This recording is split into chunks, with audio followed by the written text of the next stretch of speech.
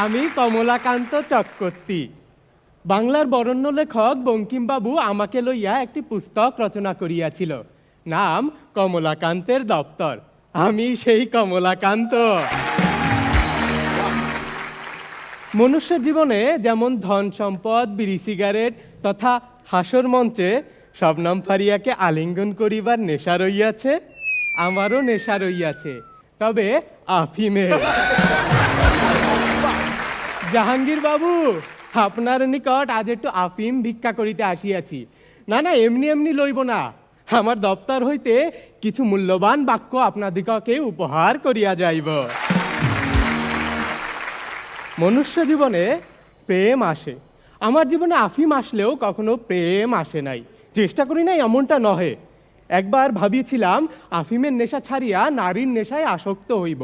একবার এক রমণীর সহিত প্রেম করিবার হেতু নিয়ে গেলাম উদ্যানে।